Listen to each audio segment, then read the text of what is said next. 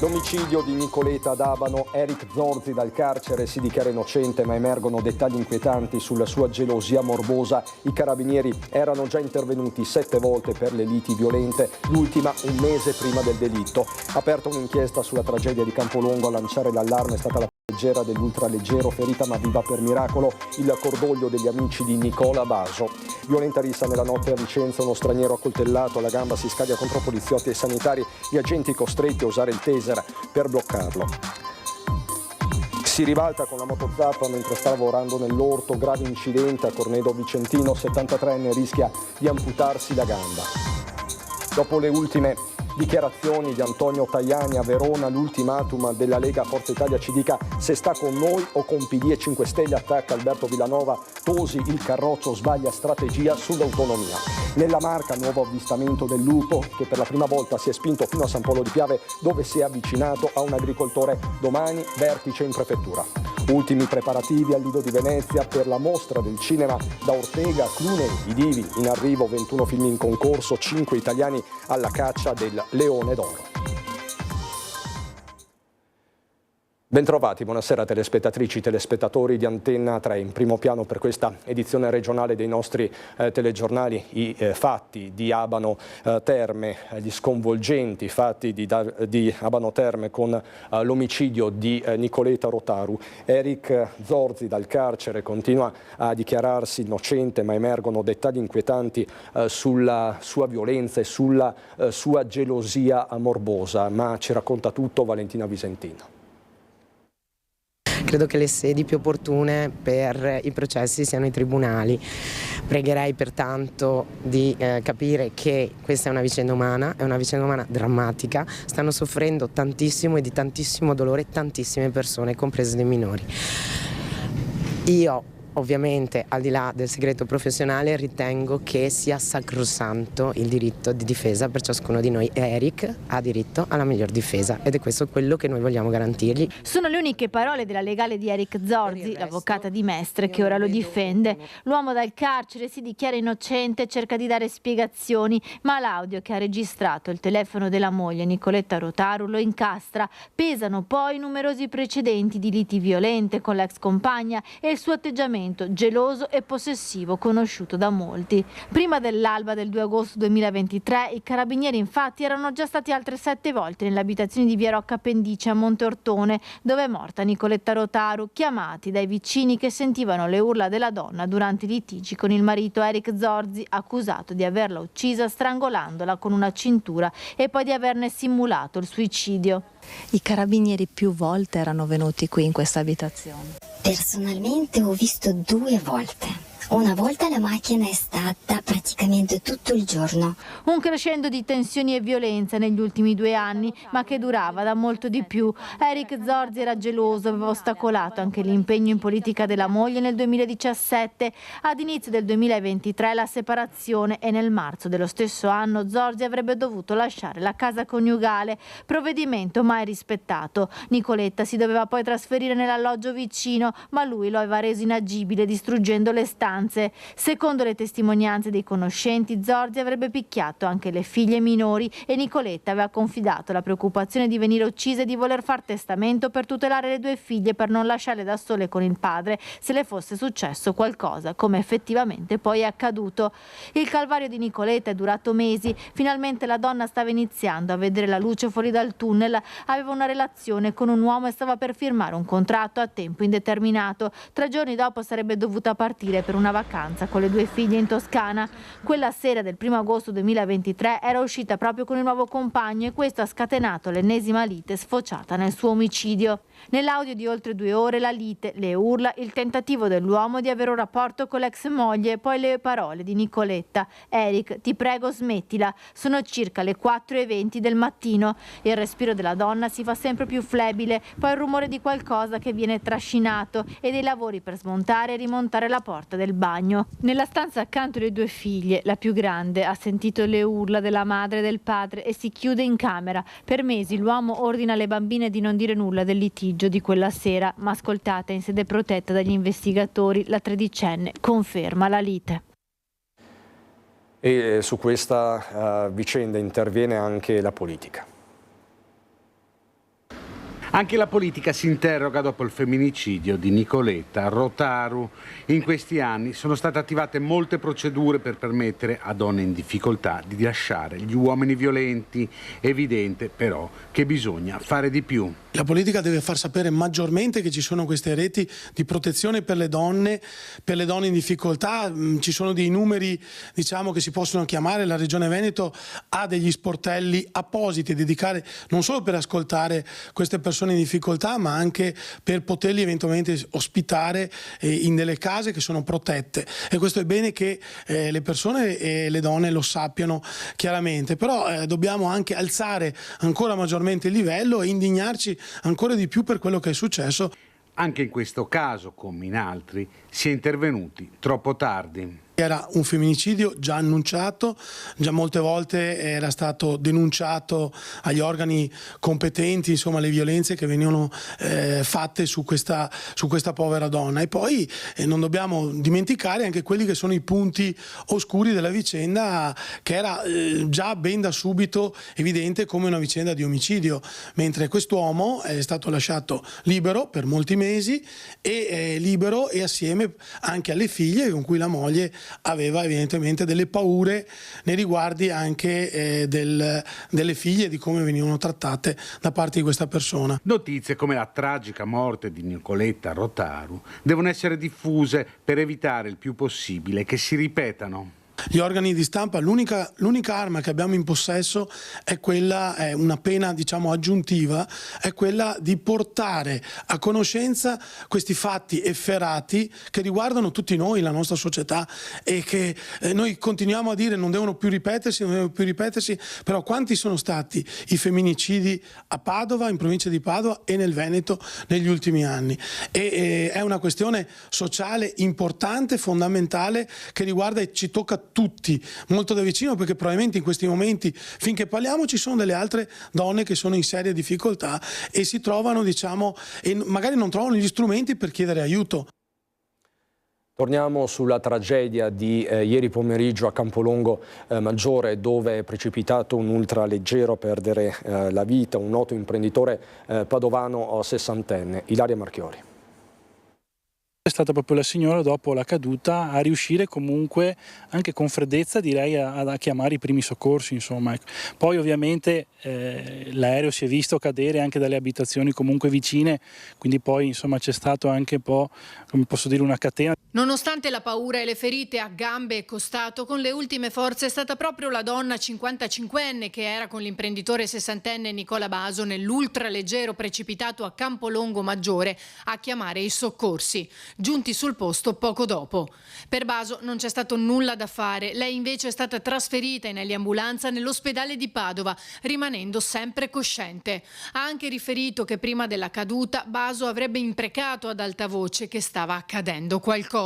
Poi lo schianto. Questo è il punto su cui l'ultraleggero pilotato da Nicola Baso è precipitato, in questo campo di soia, dove si vedono ancora le piante pressate a terra a pochi centinaia di metri dalla scuola di volo.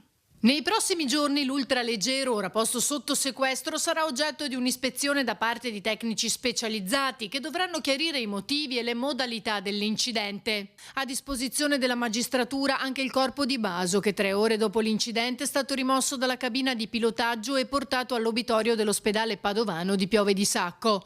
L'imprenditore padovano sessantenne viene definito da tutti un pilota esperto con alle spalle migliaia di ore di volo. Ha tentato, insomma, un disperato atterraggio di emergenza, direi anche altruistico, perché ha sfiorato di poche centinaia di metri il centro abitato, insomma, quindi anche atterrato in piena campagna. Quindi credo sia giusto anche sottolineare il fatto della bravura e comunque dell'impegno del pilota. Credo vada riconosciuto anche questo merito alla persona defunta. Naturalmente rivolgiamo a tutti i cari del defunto le nostre condoglianze e auguriamo naturalmente alla persona, alla signora coinvolta e ferita, una pronta guarigione. Quello di domenica è il terzo incidente di volo in quella che ormai viene definita da molti un'area maledetta. Non è la prima volta nel nostro territorio, ma per il fatto insomma, che da tantissimi anni ospitiamo un campo volo insomma, nel nostro territorio. Ecco, quindi purtroppo succedono anche questi fatti, sono centinaia insomma, comunque poi gli aerei, i voli che partono in tutti i weekend dal campo volo, quindi mi sento anche di sottolineare il fatto, ho letto magari che qualcuno dice la zona è maledetta, diciamo che a livello statistico fortunatamente sono sporadici questi casi, ecco, rispetto alla mole insomma, di attività che ha il campo volo e che vede appassionati un po' insomma, da tutto il Veneto e anche da altre regioni. Non si esclude il guasto tecnico, ma al vaglio anche l'ipotesi che il velivolo fosse rimasto senza carburante. Sembra infatti che nella giornata di ieri avesse volato a lungo, ma saranno solo i periti a stabilire cosa sia accaduto realmente.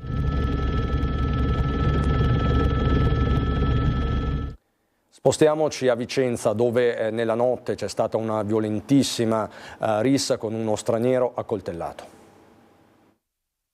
Ancora un fatto di sangue, ancora la zona di Corso San Felice, ancora una volta uno straniero coinvolto in una violenta rissa e a rimanere ferito, tanto da dover ricorrere alle cure dell'ospedale. È accaduto verso le 3 di stanotte. Su richiesta dei sanitari del SUEM sono intervenuti gli agenti delle volanti che hanno trovato un uomo con una profonda ferita ad una gamba, molto probabilmente inferta da un'arma bianca. Lo straniero, particolarmente riottoso alla vista dei poliziotti, ha reagito contro di loro in modo aggressivo, talmente violento da indurre il capo pattuglia ad usare il taser per riportarlo alla quiete. Solo così è stato possibile immobilizzarlo e affidarlo al personale dell'ambulanza che lo ha accompagnato al pronto soccorso in condizioni fortunatamente non gravi.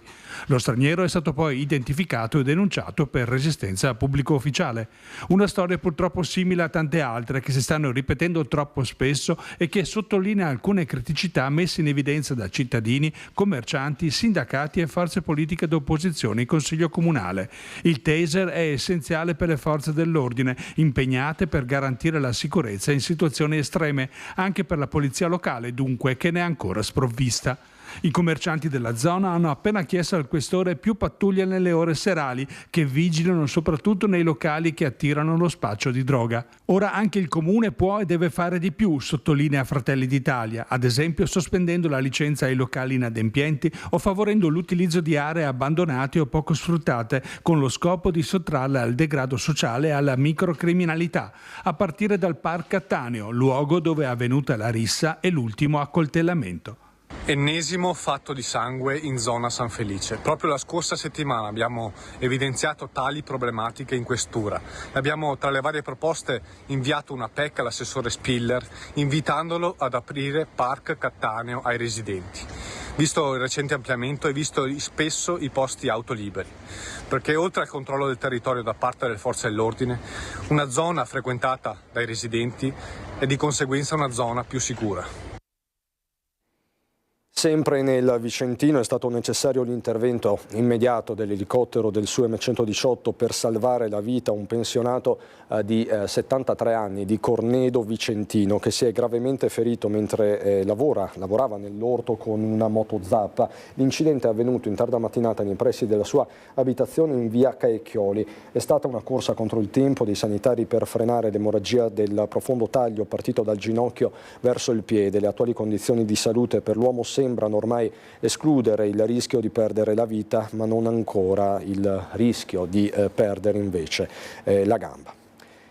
Questa è la cronaca, poi c'è una nutrita pagina politica, l'ennesima giornata attesissima tra alleati all'interno del centrodestra dopo la visita di ieri a Verona del ministro Tajani, che come sapete è presidente nazionale di Forza Italia. Tajani che è ritornato su autonomia, Ius Schole e anche su Flavio Tosi come candidato nel dopo Zaia Apriti Cielo. La Lega è andata all'attacco, il diretto interessato Flavio Tosi controreplica. La corrente di Forza Italia che si chiama Forza Nord, che fine farà? perché visto che è stata creata questa corrente apposta per portare avanti quelle che sono le istanze del Nord Italia, vedendo che c'è Tajani che continua a frenare, penso abbiano staccato veramente la corrente a Forza Nord. È un interrogativo che sa di provocazione quello che il capogruppo della Lega in Consiglio regionale si pone all'indomani della visita del ministro Tajani a Verona per il maxi raduno degli scout. Vigiliamo sulla riforma Calderoli, ha detto ai giornalisti Tajani, rilanciando il tema dello Ius Scholae e confermando Flavio Tosi in rampa di lancio come candidato forzista per il dopo Zaia, per i leghisti decisamente troppo. Invece di pensare ai diritti dei veneti, il diritto supremo che è quello dell'autonomia, stanno pensando a dare la cittadinanza più facilmente agli stranieri, oppure si stanno avventurando in altre questioni che hanno più a che vedere magari col PD o col 5 Stelle rispetto a quella che è la linea di governo del centrodestra. Ma il cahier de doléances leghista si allunga giorno dopo giorno. Se poi ci aggiungiamo anche gli attacchi più o meno quotidiani che arrivano da Tosi, da Forza Italia Veneto nei confronti di Zaia, della nostra maggioranza, dove hanno dichiarato che non voteranno il bilancio per quello che riguarda la questione dell'IRAP, allora mettendo assieme tutti questi puntini sinceramente la situazione diventa alquanto dubbiosa. Per quello ho chiesto solo chiarezza, da che parte sta Forza Italia? Risponde a strettissimo giro lo stesso Tosi e non sono carezze. Detto dalla Lega che ha governato 3 anni su 5 nell'ultima legislatura con i grillini e sull'autonomia non ha fatto nulla nonostante avesse mezzo governo a disposizione, noi siamo al governo da 2 anni poco più e con l'aiuto di Fratelli d'Italia e della Lega siamo appunto riusciti a portare a casa il provvedimento sull'autonomia votandolo tutti unanimemente senza fare emendamenti. Nessuna forza di centrodestra ha fatto emendamenti, quindi la polemica di Villanova è polemica sterile e strumentale perché non si basa sui fatti. Insomma, nessuna lezione sull'autonomia, anzi è la strategia della Lega in materia anche di referendum che rischia di diventare un boomerang. Se tu spaventi l'elettorato del Sud rischi che il referendum passi, quindi bisognerebbe essere più pragmatici, più seri, più tranquilli e pacati in modo tale che il referendum non passi. Se invece la fai diventare una battaglia nordista rischi che poi il Sud ti bocci la riforma, ma il Sud trasversalmente, elettorato della Lega, di Fratelli d'Italia, di Forza Italia, del PD, dei 5 Stelle, perché l'errore da non fare è contrapporre il nord al sud. Quanto al progetto Forza Nord, lanciato nei mesi scorsi in Casa Azzurra, l'attività riprenderà a breve con incontri e convegni, anzi scatta altrettanto provocatoriamente l'invito. Il progetto Forza Nord non è un problema di Villanova, sono fatti nostri e va avanti. Se Villanova vuole aderire o dare una mano, visto che se ne interessa, ben volentieri. E poi c'è il lupo che continua a scorazzare lungo il Piave, non solo lungo il Piave, anche nelle zone vicine. Questa mattina per la prima volta è stato avvistato a San Polo di Piave, dove si è avvicinato a un agricoltore che era sul suo trattore, lo ha anche annusato. È scattata un'allerta con il coinvolgimento della Polizia Provinciale. Intanto domani in prefettura, proprio a Treviso, ci sarà un vertice. L'agricoltore era in mezzo delle operazioni culturali nel proprio campo e questo esemplare gli è girato attorno al mezzo agricolo, andando anche un po' ad annusare nella zona dei piedi dell'agricoltore. Poi ha preso e se n'è andato. L'ultimo incontro ravvicinato di prima mattina tra Guizza e San Giorgio a San Polo di Piave, con il comune che subito ha diramato un'allerta attraverso i propri canali. Appunto, l'animale si è allontanato in autonomia e l'agricoltore poi è venuto subito ad avvisare di quanto era accaduto e da lì sono state avvisate le forze dell'ordine e la polizia provinciale. Per San Polo si tratta del primo passaggio documentato del lupo, anche questo non un dettaglio. L'esemplare apparso in buono stato non sarebbe quello zoppo, per intenderci. Il primo avvistamento a San Polo di Piave, nei giorni scorsi c'erano sentiti avvistamenti nelle aree limitrofe tra Stabiuzzo di Cimadolmo e Roncadelle di Ormelle. Questa è la prima volta che esce tra virgolette un po' dalla zona golenale ed entra verso la parte più residenziale. Intanto c'è attesa per l'incontro promosso in prefettura e richiesto dal comune di Spresiano, territorio dove negli ultimi giorni si è registrata anche l'aggressione ai danni di un cagnolino nel giardino di una casa. Sullo sfondo le sperimentazioni avviate nel Bellunese e la scorsa settimana in alcuni comuni del Vicentino, con la possibilità di allontanare i lupi mediante pallini di gomma. Si tratta di capire se nella Marca, in particolare lungo il Piave, si farà altrettanto. Allo stato attuale non è ancora chiaro quanti siano gli esemplari in giro, se 1, 2 o più. Di certo i sindaci chiedono una soluzione unitaria. Attualmente il lupo a livello europeo ha un grado di protezione pressoché totale. È chiaro che però quando la situazione diventa preoccupante ai limiti del pericolo, anzi pericolosa, bisogna intervenire. Allora sono d'accordo, va tolto questo grado di protezione, che questo non deve significare, attenzione perché lo vogliamo chiarire, perché poi si vedono i commenti sui social, no? Gli estremisti in un modo o nell'altro. Questo non significa che tutti si devono armare e partire alla caccia dei lupi, no, significa che è una specie che va gestita e possiamo gestirla noi che abbiamo il problema in casa, questo è.